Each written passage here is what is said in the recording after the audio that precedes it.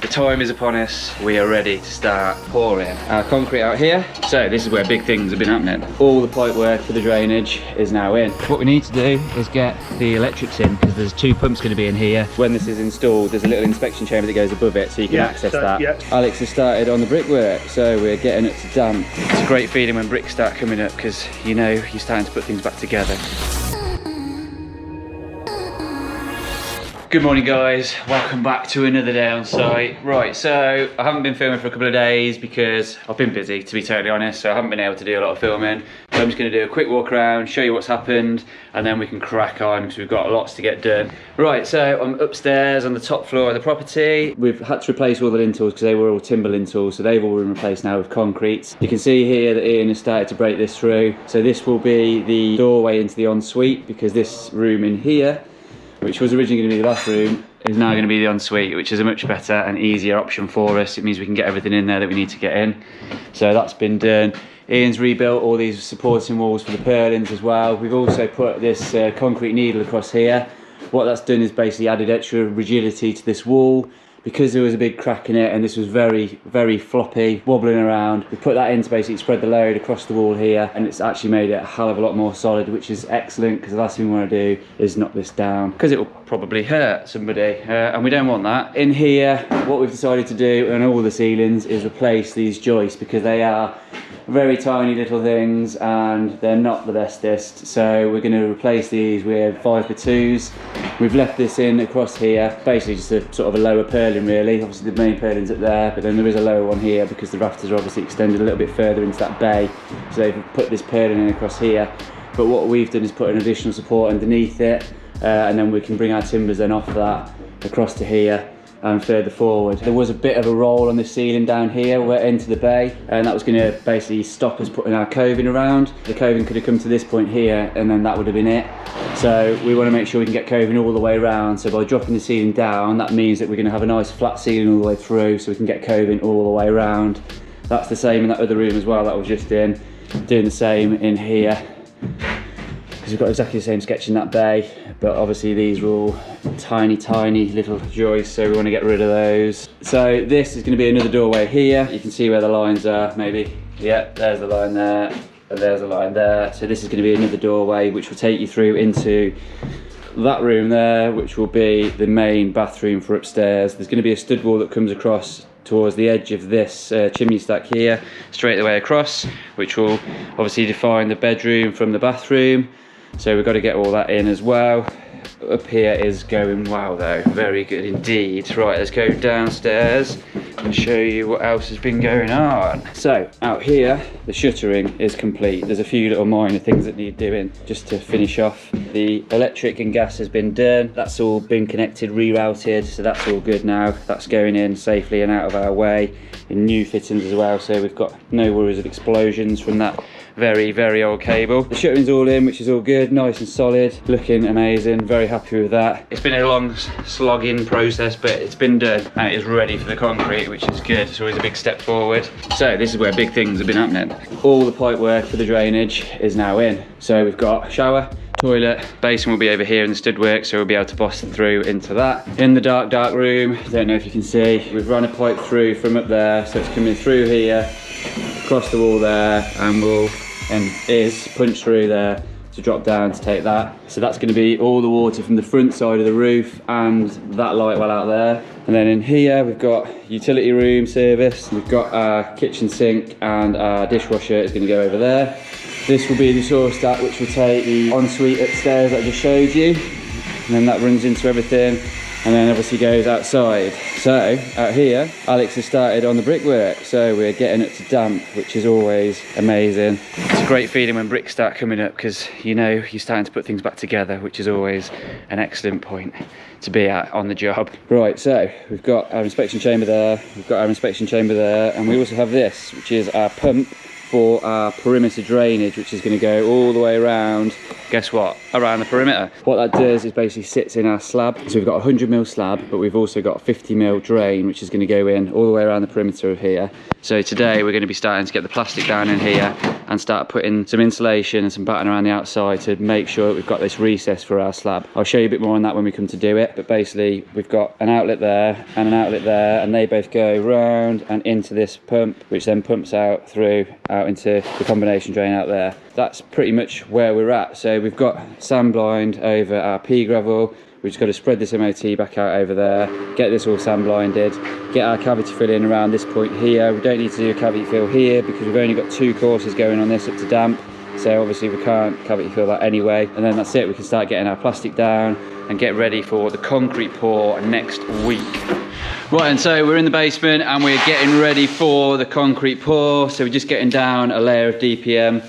Technically, we don't actually need this down here because obviously everything's going to be tanked. But what we're doing is putting this down because we do have obviously clay underneath this. So we want to form a protective barrier between the clay and our concrete to prevent any suction issues or anything like that. So what we're going to do is just basically get it down like this, get it up to the sides, and then we're going to put our perimeter batten with our insulation around, which is going to be inset into the slab.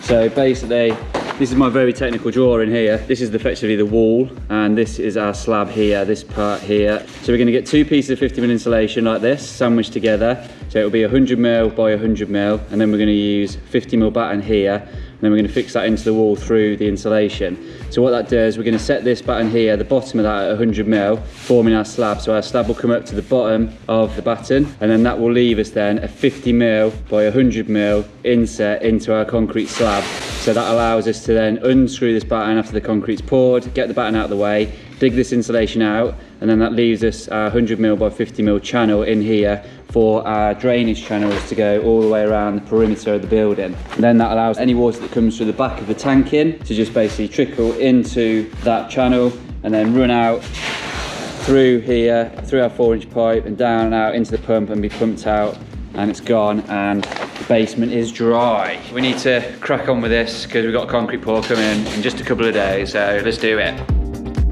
You can see all the plastic's down now, and what we've done is come up with a solution to go across the wall. So the concern was that if we've got 100mm of insulation like this and then a piece of batten against it and we're trying to hammer fix through all 3 sections into the wall, the issue was actually getting this level against the wall like that. So what we've decided to do is basically fix these battens across the wall, these vertical battens, and then what we're going to do is basically channel out some of this insulation so the batten will fit in here effectively like that, but sunken down to a certain point. And what that enables us to do is get our insulation, our batten in front of here, and then we can just screw straight through into that. The issue with hammer fixing is there's a tendency, if you were to hit like on the edge of a brick here, it will go down rather than up or exactly where you want it to be. The drill bit will actually wander down slightly or around. So getting this actually bang on perfect level all the way around is going to be a bit of a nightmare. So by doing it this way, it just gives us that bit of ease when we're doing it, and it'll make our lives easier, won't it, Pete? It'll be sound, mate. Absolutely sound. Right, while Pete cracks on with that, I'm going out here to carry on with this. So Pete has done an excellent job getting all the drainage pipes in. What we need to do is get the electrics in, because there's 2 pumps going to be in here. There's a main pump and then a backup pump in case that pump fails. So we've got to get basically a hole drilled in here, and then we've got to run some 50mm pipe basically that's going to come through here under this lintel around the edge of this footing, and you can see that channel over there. It's just going to pop up there, so that'll be inside the building in a stud wall. So we need to get that in, sorted, ready for the pour.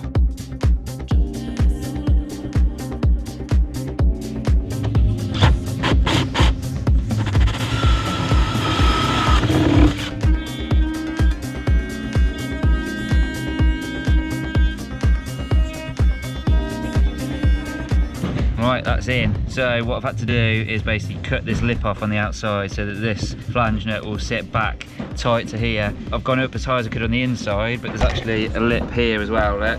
So I couldn't go any higher than that. Either way, I needed to do some adjustment, and I thought it'd be better just to trim this lip off here than try and damage this lip here.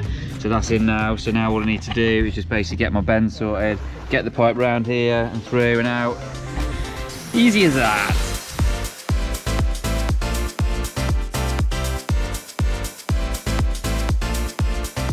Right then guys, so The pipe work is in now, in place with our draw cord through, so that is ready for the electrics, which will power the pumps in there. What we've done is brought it up here because this is where there's going to be basically a stud wall internally, and then it will just come up in the middle of the stud wall, and then the sparkies can get their cables in. You can now see what we were talking about. So we fixed our vertical battens on the walls like this. We've got our 100mm insulation, which provides us a 100mm gap for our tray to sit in, and then we put our batten in here, which basically the concrete will then flow from the floor up to the bottom of that, giving us our 100mm concrete underneath. We can then unscrew this batten afterwards, after the concrete's been poured. Just pull this out of the way, and then we'll be able to just pull this insulation up and out of the concrete easily, and then that will leave us 100mm wide by 50mm deep channel in there, ready for our drainage channel to go in all the way around the perimeter. Yeah, there's quite a bit to get on. It's literally only around the perimeter of the building though, so we haven't got to do any of these internal walls, which does save quite a bit of time. Next up, I'm going to drop onto this and start putting some shuttering around here, because we do have to encapsulate this in concrete. The actual specifications for it show some massive thing going around it, but there's lots of different scenarios which this can be used in. We've spoken to the actual installers of this, Kilrot, who we're using for the tanking inside, and they've literally said where we are now to basically shutter this off, and then we can just mass fill it with concrete up to that point there where it says concrete. Bit of a giveaway, just up to this line here all the way around, and then that just keeps everything nice and solid and stops anything from moving in the future. So I'm just going to get basically some shuttering set up around this, so when we come to do the pour in there, we can just get a bit extra in here as well, save us mixing it up by hand. It's literally just a case of chucking the pipe in there, filling it up, jobs are good in. Right, so I've got my shuttering ply, just going to get it cut now, get it in, get it done. That's another job off the hit list. Shuttering's complete now, so we've pea-gravelled around the outside so it's nice and secure, and then also pea-gravelled internally just to cover all the pipes. So that will just have a small amount of concrete in there just to seal that all in together. This room is completed. We have been busy at work. This room is also completed, and the guys are busy away in this room getting this one completed as well. So all we've got left to do is basically along that perimeter there, we need to get this area plasticed out here, get a bit more sand line in here, get this all plasticed out, and then we're going to run another perimeter along here. When it comes to here, what we're going to do is basically get some 5x2, cut these pipes down because these are the actual outlets for the channels. So we're going to basically run 5x2 right the way down here, over the top of that, right the way across there, up into this corner and across there as well. We haven't got much brickwork or anything like that to fix onto, so just for safety we're just going to basically plant it down on the floor, and then we will have to do a bit of infilling underneath the channel after we've got that out. We've also got to contend with that up there, down pipe. So what we're going to do is use some 4-inch pipe here, and we're going to attach it underneath the outlet of the guttering, run it down the wall, across the wall here, down here and into that, so any rainwater that we have off the roof goes safely away, because the last thing we want is any rain gathering in here as it has been on the plastic or on the concrete once the concrete's poured.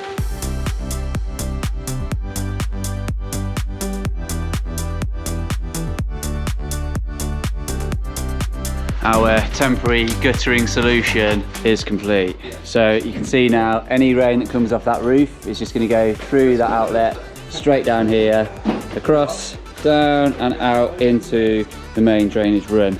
As we build this up and up and up, we are going to need to move this up with it. When we get to this height, we're going to have some G-decking up in here so we can then safely move it up. So we'll just literally cut a section from that side, put it in that side, and raise this middle piece up further as we go. When we get up to this point here, we'll have to reassess and see what we're going to do. Maybe use some of the plastic elephant trunking, the flexible stuff, and just drape that over, but we'll have a look at that later when we get up there. But for now, this is a good solution just to make sure we don't have any pooling of water here when we're doing this slab. We've done all our shuttering that we need to do.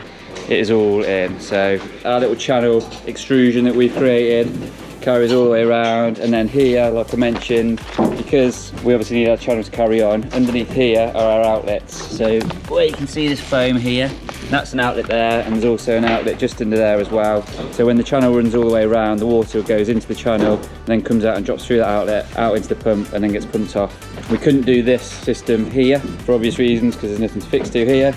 So what we've done is use some 5x2 there, 2 pieces of that flat down on top of the pipe. So once the concrete gets poured here and here, we can then lift this out, and then it will leave our channel in for our drainage system to go in, and then we can directly just out straight into that pipe underneath there and over there. Just stops any flex or anything like that, because obviously, like I say, we couldn't fix that anywhere. It's Friday, so we're going to have tidy Friday, make sure the site is spick and span, ready for Monday, because first thing Monday morning we've got the concrete coming.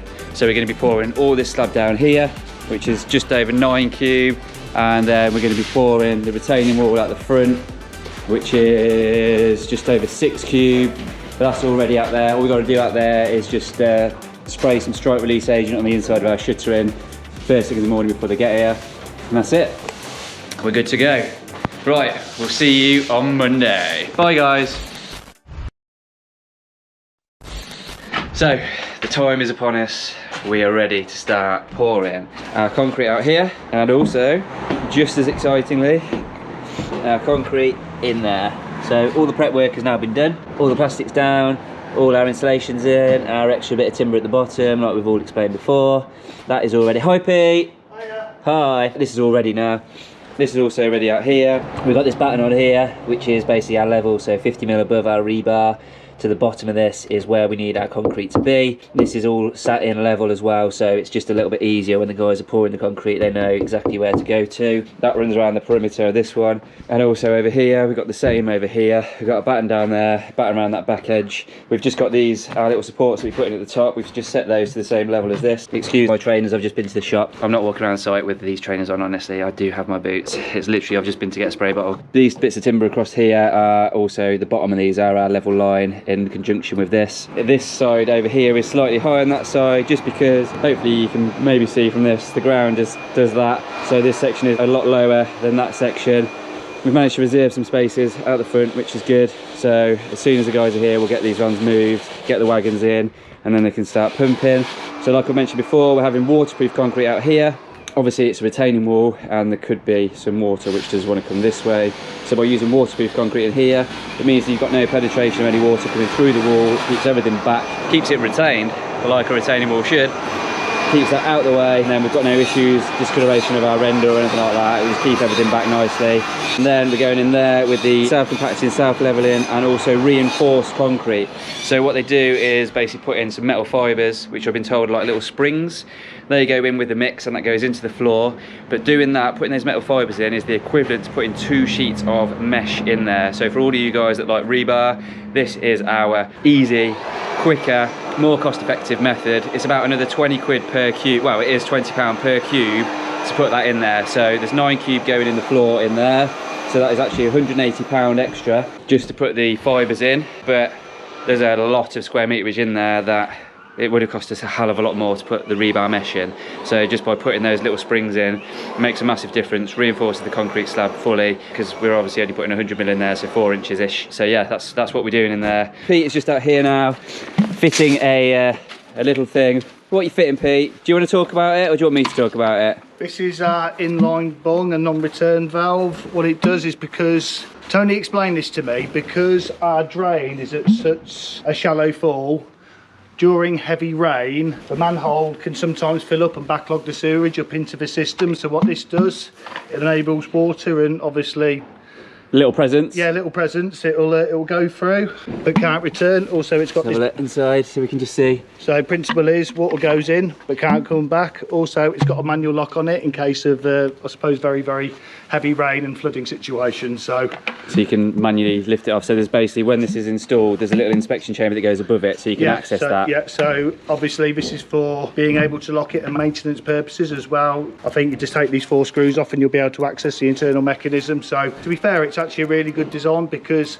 we looked at some other ones on the internet and they were just ones that fitted in line with the pipe, but that created a lip, and we were a bit concerned because of our shallow fall. It was going to cause blockages. Cause blockages for solids with it, and tissue paper, and God knows what else that gets flushed down the toilet. Presents. Well, baby wipes are obviously the special thing, yeah, because they don't dissolve. So this is just a much better system. It's a bit more user friendly, I think, and a bit more maintenance proof. So, and also a good thing about it, it stops rats. Absolutely. Yeah, because it is a Victorian drain, there's a very high possibility of rats running up and down there. You saw the repair me and Pete had to do over there with the drain, so you see what we're going into. So rats could easily just come straight up here. up through your toilet and bite your bottom, couldn't they, Pete? Well, I don't know if that happened. Yeah, yeah, in my world, that's what possibly could happen. Well, we're flipping the house, it's going to be a selling point, isn't it? Nice one. Yeah, nice one. Cheers, Pete. Right then, guys, the time is finally here. The guys are here with the pump. That's all set out nicely. Got the floor protected.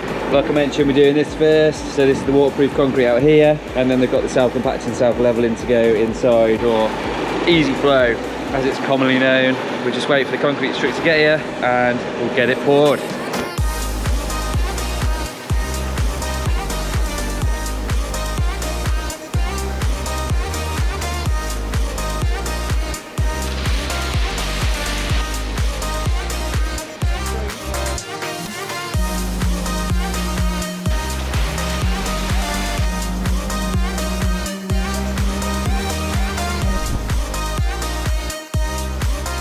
Right guys, they are finished out here. Our shuttering is held up well. There's one tiny little bit of seepage in the corner over here. It's a tiny little bit that's leaked through there, but apart from that, everything else is absolutely perfect. They filled it to the bottom of the batter, like we said. It is now very late, because it was very late getting here. So we are leaving the guys to carry on and get this done down there. So I'll report back in the morning and show you what it looks like. Until then, watch the time lapse of what happens.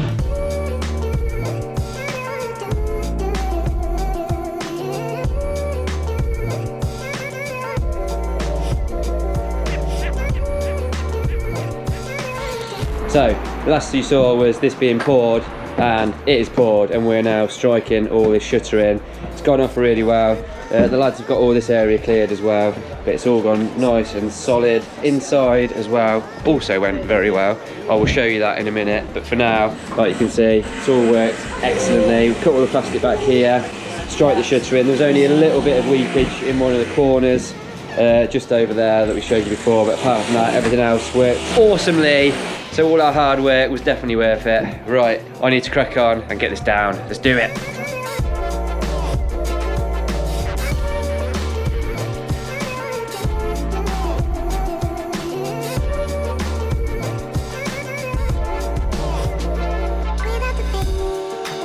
So, we've taken the shuttering off and it looks really good. Look at that. We are very impressed with how this has worked out. It's been a bit of a nightmare getting it off, which we always knew it would be. We've got this lovely effect of the OSB board. People pay a lot of money to have this inside their house, but we are going to be just rendering over it as far as I'm aware. I mean, we may decide to leave it, but I probably imagine we will be rendering, and then it can be painted or whatever. But no, it's turned out really well. Very happy with it. We do have a little bit of a lip here where our batten was, so this is ever so slightly lower there, but it's not the end of the world. Like I say, this is going to be built up on top of anyway, so a couple of mil here or there does not matter at all. Right, one down. We've got this section to do in the middle here, and then we've got that section to do over there, so let's get on with it. Right then, all our shuttering is off, and it's looking good. All we've got to do now is basically just get rid of these last bits here and then get this all backfilled. So we're just going to get a load of MOT and pea gravel in here, obviously pea gravel around this. Take this all off as well, just with our gas and electrical tape, just so if anybody ever digs down here they can see that. And then yeah, that's it. Obviously get our little pathway and our step reinstated into here, and we are good to go. And also, while I'm down here, show you in here. So we've stripped out our insulation, and you can now see our perimeter channel around these edges. So it actually worked out really well. What will happen is our little plastic channel will sit in here like that, just slot straight in there. I don't know if they do it down or what, however they do it. And then the tanking will come across this level and then up over that channel and up the wall. And then any water that does penetrate through this way or through the wall that way will just go into the channel, work its way around and out into our drains out here. So you can see, this was where those bits of wood were, those bits of 5x2 sat in here. This will get chopped off, sort of flush here, and our drains will come into that and then expand out there. There's also the pump that you saw, the shuttering round, so that's all concreted in as well. This is going to need a bit of self-leveling in here just to raise it up enough, obviously for our channel to sit flush with this floor. But it's come out really well. Loving it. Right, just going to shoot over now, get rid of all the stuff, all the shuttering materials that we don't need, and then we can come back over here and crack on. Hopefully you've enjoyed watching this video. If you have, you know, the usual score, give us a big thumbs up. like the video, share the video, help us get to 100,000 subscribers. And also, if you are in the trade and you're not yet signed up, head over to truetrade.co.uk for access to a huge amount of tools which will help streamline your business and take it on to the next level. Take care guys, see you next time.